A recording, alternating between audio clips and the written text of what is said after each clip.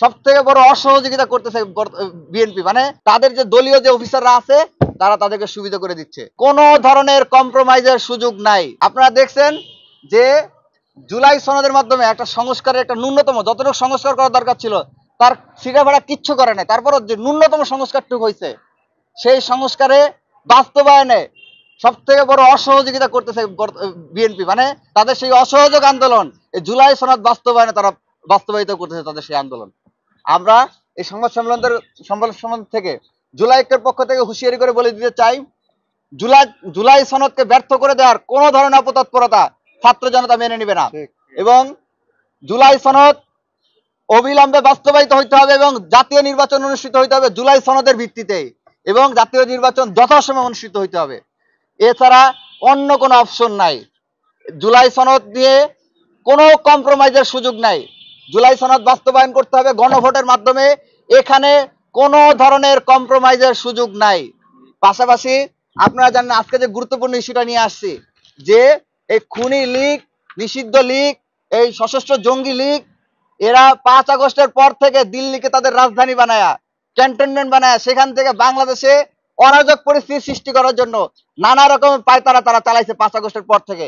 কখনো তারা এখানে সংখ্যালঘুদেরকে তাদের হাতিয়ার বানাইছে, কখনো বিভিন্ন চাকরিজীবীদেরকে হাতিয়ার বানাইছে, কখনো আনসারকে হাতিয়ার বানাইছে, এই ধরনের বিভিন্ন গোষ্ঠীকে হাতিয়ার বানায় তাদের মাধ্যমে স্যাবোটেজ ঘটানোর চেষ্টা করছে। এখন তাদের সব ইভেন্ট যখন ব্যর্থ হয়ে গেছে তখন তারা এখন গর্ত থেকে বের হয়ে এবং এই কয়দিন যখন ইন্টারিম যখন দেখছে ইন্টারিম কোনো বিচার করতেছে না, ইন্টারিমের হাতে কোনো বিচার হবে না, ইন্টারিম তাদেরকে উল্টারা জামিন দিয়ে দিতেছে, টাকা দিলে ছেড়ে দিচ্ছে, তখন তারা সাহস পেয়ে গেছে। এখন তারা গর্ত থেকে বের হয়ে স্বপ্রণোদিত হয়ে তারা এখন নিজেদের ব্যানারে তারা এখন অস্থিতিশীল পরিবেশ সৃষ্টি করার জন্য প্রকাশ্যে ঘোষণা দিছে যে হচ্ছে বাংলাদেশের নাগরিকত্ব ত্যাগ কইরা লন্ডনের নাগরিকত্ব গ্রহণ করছে, সে এখন ওইখানে দেশে বসে ভিডিও বার্তা দেয় বাংলাদেশে অস্থিতিশীল পরিস্থিতি সৃষ্টি করার জন্য, আর এইদিকে চার্চের মধ্যে এসে ককটেল ফাটায় তাদের নিষিদ্ধ ঘোষিত সন্ত্রাসীরা।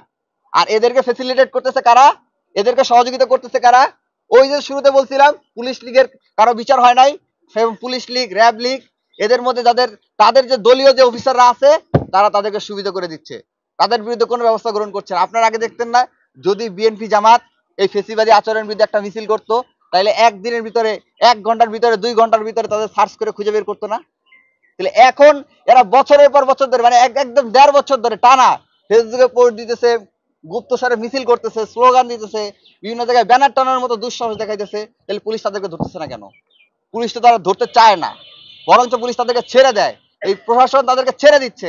আমরা দেখতে পাইছি অনেক গণহত্যার সাথে সরাসরি জড়িত ছিল, তাদের অনেকের জামিন হয়ে গেছে। জামিন হয় কিভাবে?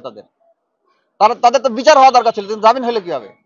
তো এই যে এইভাবে পুলিশ সরকারের মধ্যে যারা কিছু কিছু উপদেষ্টা, আমি কারণ নাম বলতে চাই না, আমরা প্রয়োজনের সামনে নামও বলবো, আমাদের কাছে তথ্য আছে, তারা সন্ত্রাসী এই লীগদেরকে পুনর্বাসিত করার জন্য নানা রকম পদক্ষেপ গ্রহণ করতেছে, লীগকে ফিরে আনার ব্যাপারে নানা ধরনের পদক্ষেপ গ্রহণ করতেছে।